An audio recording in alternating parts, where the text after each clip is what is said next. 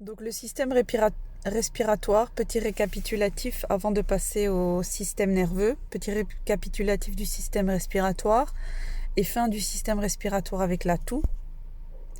Donc la toux, différents types de toux sèche, toux grasse, toux mixte, c'est ce qu'on va expliquer un peu plus tard.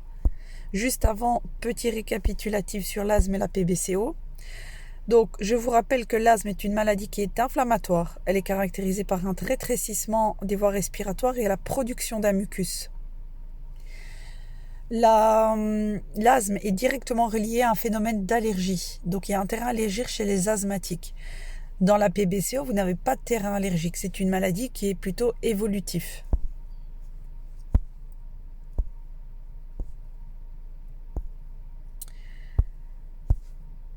Donc, ici, le tableau récapitulatif, on reprend un petit peu 2 minutes le tableau. Donc, dans la PBCO, vous avez les grands fumeurs.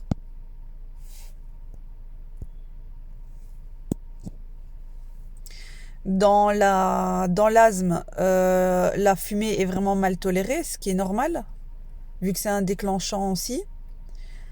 Dans la PBCO, généralement, c'est à partir d'une quarantaine d'années. Si on compte que la personne a commencé à fumer à partir d'une vingtaine d'années.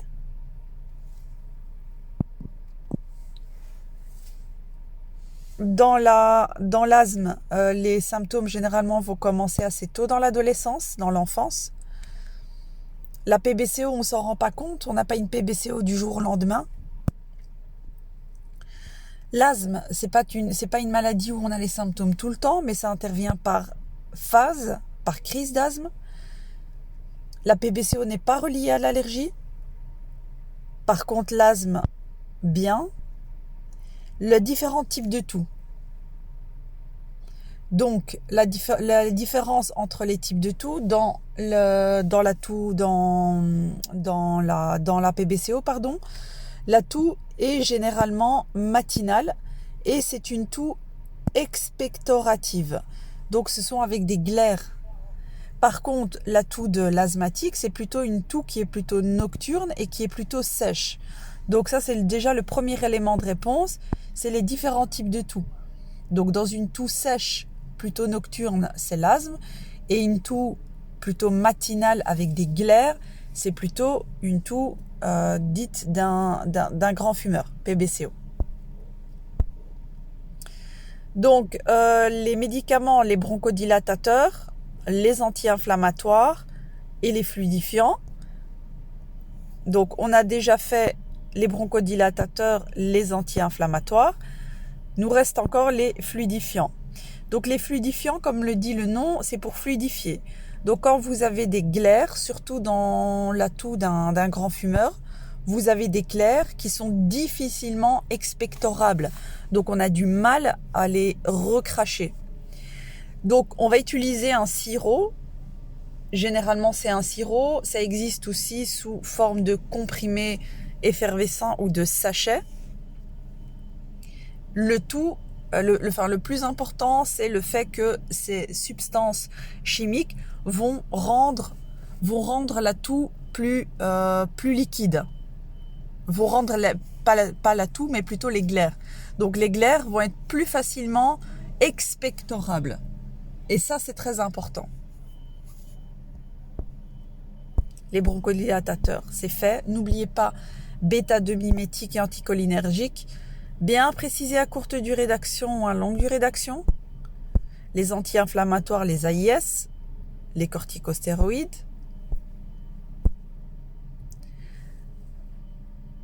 Les précautions.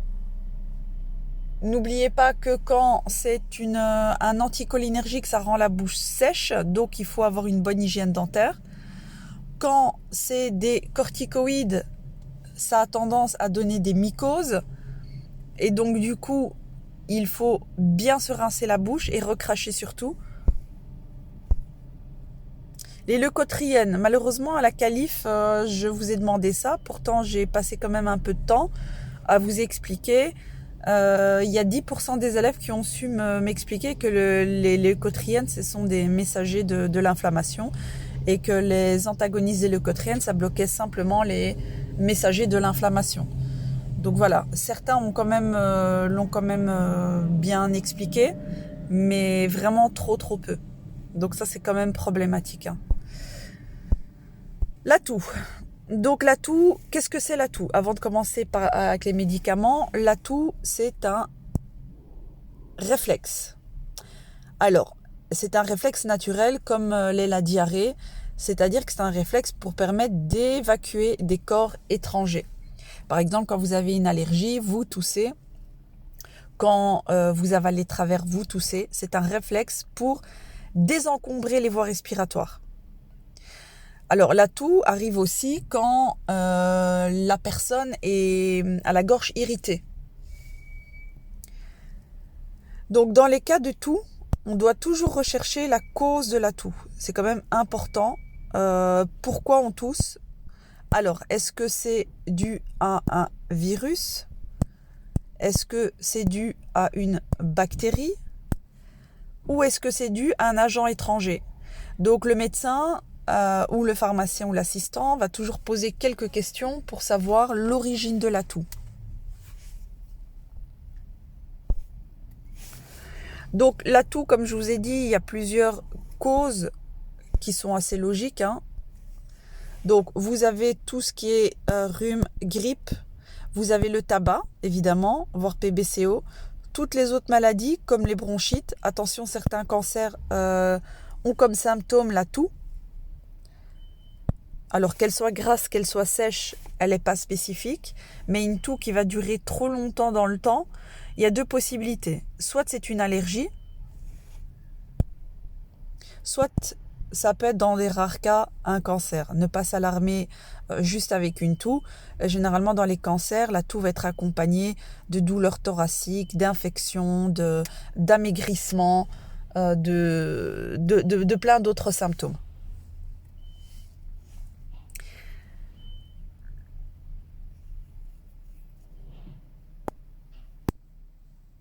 Donc dans les fluidifiants, il y a plusieurs catégories.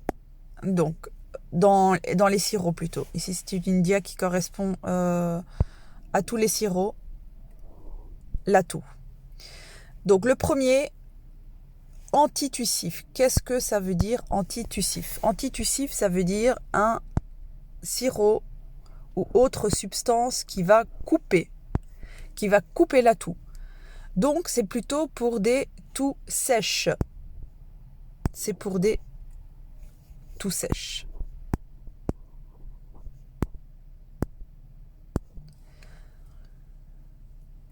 Pour les toux grasses, vous avez deux catégories. Vous avez les expectorants et les mucolytiques. C'est quoi la différence? Expectorant, c'est pour expectorer. Donc ça veut dire cracher. Mucolytique, ça veut dire fluidifier. C'est fluidifier. Donc, je répète, dans la toux, vous avez différents types de toux. Vous avez les toux sèches et les toux grasses. Pour une toux sèche, on va utiliser un antitussif. Ça coupe la toux. Pour une toux grasse, on va utiliser deux choses, deux possibilités. Soit l'un, soit l'autre. Soit des expectorants. Expectorants, ça permet de cracher plus facilement parce que le problème dans les toux grasses, c'est que la personne n'arrive pas à recracher et donc ces glaires restent au niveau pulmonaire et ça fait des surinfections, des bronchites, des pneumonies. Donc c'est important de recracher. Donc soit des expectorants, soit des mucolytiques. Mucolytique, c'est une substance qui va fluidifier les glaires, donc qui va la rendre plus molle. Si je la rends plus molle, plus liquide, j'arrive à la recracher plus facilement. Et encore une fois, j'évite une surinfection. Donc, il existe des toux sèches. Pour les toux sèches, on donne des antitussifs. Pour les toux grasses, on donne des mucolytiques ou des expectorants. Désolée, on ne voit pas très bien ce que j'écris. J'ai un stylet, mais la résolution n'est pas terrible sur le PowerPoint. On fera avec. Hein. Et qu'est-ce que c'est une toux mixte? Une toux mixte, c'est une toux entre les deux. Ni sèche, ni grasse. Mi-sèche, mi-grasse. Quel type de sirop on va donner? C'est beaucoup plus compliqué. Il existe des sirops pour tout mixte. Généralement, on va donner des sirops à base de plantes pour éviter de se tromper. Il en existe d'autres qui sont beaucoup plus costauds, mais ça n'a pas de sens. C'est-à-dire que si vous avez une toux, généralement, on veut la couper si elle est sèche ou on veut l'amplifier pour recracher si elle est grasse. Mais dans une toux mixte, on vous met un petit peu des deux. Finalement, ça ne sert pas à grand-chose. Donc c'est un sujet, je ne vais pas aller trop loin dans la toux mixte, c'est un peu particulier. On va se concentrer sur les toux sèches et les toux grasses. Donc comme je vous ai dit, la toux sèche, ce n'est pas vraiment une maladie, c'est un symptôme, comme la diarrhée. Donc elle va permettre de recracher, d'expectorer pour se débarrasser. Alors qu'est-ce que nous on va donner pour une toux sèche? Donc une toux sèche, c'est une toux qui est au niveau de la gorge, il n'y a rien qui ressort, il n'y a pas de crachat. Donc c'est une toux vraiment, c'est pas une toux avec des glaires. La toux grasse, c'est une toux où il y a vraiment des glaires, il y a des choses qui remontent et on a envie de recracher. Une toux sèche, c'est vraiment au niveau de la gorge, c'est très sec. Généralement, c'est des toux irritatives. Qu'est-ce qu'on va donner pour une toux sèche? On va donner des antitussifs. Anti contre tussif toux. Donc c'est des médicaments qui vont couper la toux pour permettre à la gorge d'un petit peu se reposer. Dans les toux sèches, c'est bien de connaître la cause et il ne faut pas laisser traîner ça. Généralement, une toux qui dure moins de 7 à 10 jours, ça reste quelque chose de normal. Une toux qui dure plus de 14 jours, ça commence à être compliqué. C'est soit une allergie, soit une bronchite, soit quelque chose de plus grave. Donc les antitussifs en vente libre, c'est pas toujours très conseillé dans le sens où on va camoufler peut-être des choses. Imaginez la personne a un cancer de l'œsophage ou un cancer de la gorge, un cancer de la gorge ou cancer des poumons, etc. Le fait de donner des sirops, ça va juste masquer et ça va retarder le diagnostic. Donc, il faut vraiment, pour les toux qui sont persistantes, aller voir un médecin pour faire un bilan. C'est très important. Le but, c'est de pas de poser un diagnostic, nous, en pharmacie, mais c'est de pouvoir dire est-ce que je renvoie chez le médecin ou est-ce que je prends en charge parce que ça m'a l'air d'être quelque chose d'assez léger. Souvent, la toux peut perturber le sommeil. Donc, à ce moment-là, on peut donner un antitussif pour permettre à la personne d'avoir une nuit correcte. Donc généralement les toux sèches, elles interviennent quand? Elles interviennent dans un contexte de rhume, c'est quelque chose d'assez classique. En quelques jours, ça disparaît. Quelques jours, c'est-à-dire de 7 à 10 jours en moyenne. De 7 à 10 jours. Alors, quand c'est plus de 7 à 10 jours, à ce moment-là, ça va être plus compliqué. C'est-à-dire vous allez devoir renvoyer chez le médecin.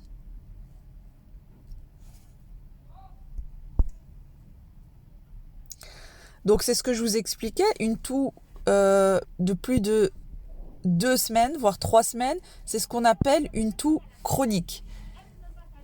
C'est une toux qui revient tout le temps. Et alors là, il faut vraiment chercher la cause. Alors, par exemple, les questions que le médecin va poser, c'est est-ce qu'elle est nocturne? Ça fait penser à de l'asthme.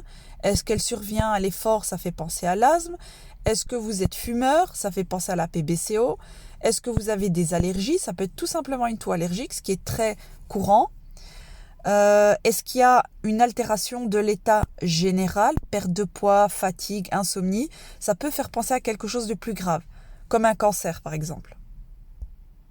Donc vous voyez, c'est quand même important de prendre en charge ces toux hein, et de renvoyer chez le médecin. Attention, chez les enfants, on ne prend pas en charge sans avis médical parce que vous allez peut-être masquer une bronchite ou une bronchiolite. Et là, c'est très grave. Donc, il faut beaucoup d'expérience pour prendre en charge un cas pédiatrique. Donc ici, vous oubliez, évidemment. Donc, en dessous de 6 ans, vous ne prenez pas en charge. Pourquoi? Parce que du coup, vous pouvez, dans certains cas, les enfants ont souvent des pneumonies, des bronchites et compagnie. Vous risquez de masquer. La pneumonie va se répandre et la vie de l'enfant va être en jeu. Tout ça parce que vous avez donné un sirop. Attention, les sirops à base de codéine. La codéine, qu'est-ce que c'est? C'est une prodrogue, c'est-à-dire que c'est quelque chose qui va se transformer en autre chose. La codéine va se transformer en morphine. Donc les sirops à base de codéine sont sous prescription médicale. Attention, vous connaissez tous la morphine, c'est addictive. On devient accro. À l'époque, les sirops à base de codéine étaient en vente libre et les gens l'achetaient et utilisaient ça comme un stupéfiant. Donc les sirops à base de codéine, ce ne sont pas des stupéfiants, mais ce sont des médicaments maintenant soumis à prescription. Comme vous voyez, donc ça a donné des usages abusifs. Dernière phrase ici, je vous dis que les associations sont obsolètes. Mélanger plusieurs PA, ça n'a pas de sens pour un sirop pour la toux.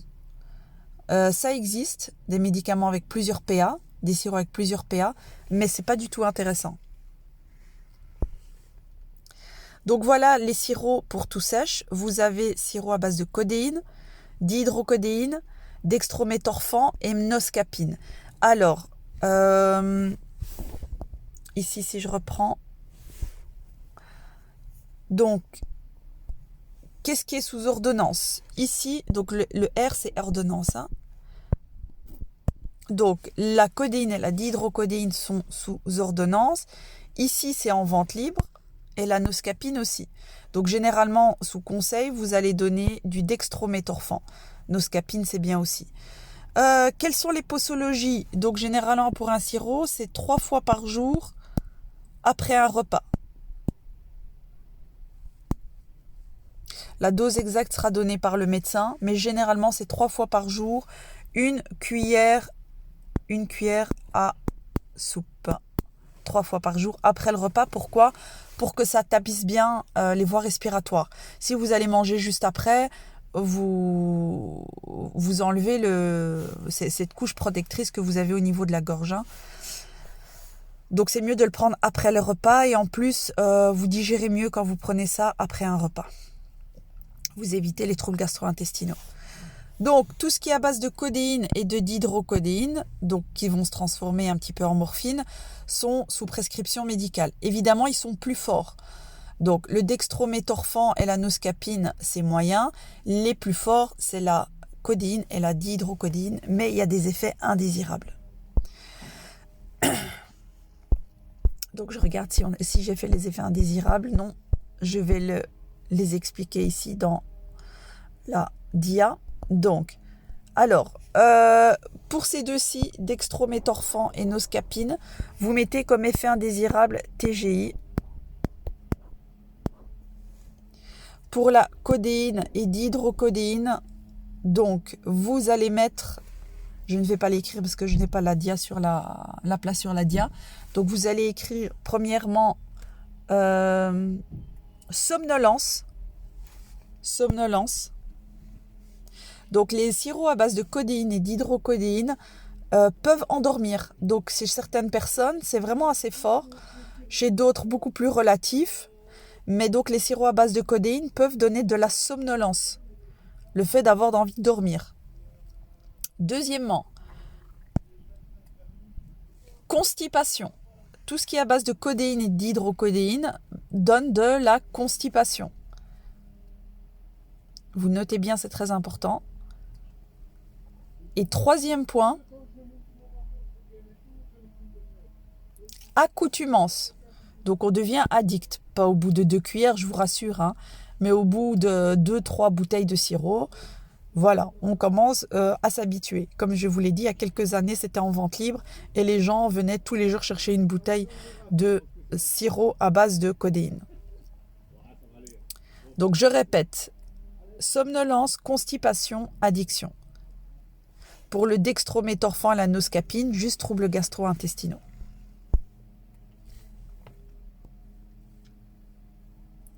Donc ça, c'est un petit peu ce que je vous ai expliqué pour la toux sèche. Attention, quand quelqu'un vous dit que son état général n'est pas bon, il faut aller consulter. Quand il vous dit « je n'arrive pas à respirer, je suis oppressé », encore une fois, consultez. Si du sang dans les crachats, consultez. Si la toux est changeante, c'est-à-dire sèche, grasse, qu'il y a une modification du son de la voix, il faut aller consulter. Ça peut être, encore une fois, une histoire de cancer. Surtout chez les gens de plus de 60 ans. Donc, il ne faut vraiment pas laisser traîner la toux. Ça peut paraître un cas simple, mais c'est pas si simple que ça, le cas de la toux sèche. Donc, je vais clôturer cette vidéo. Je vais vous la laisser regarder 2-3 fois, prendre note, faire vos tableaux avant de passer à la toux grasse.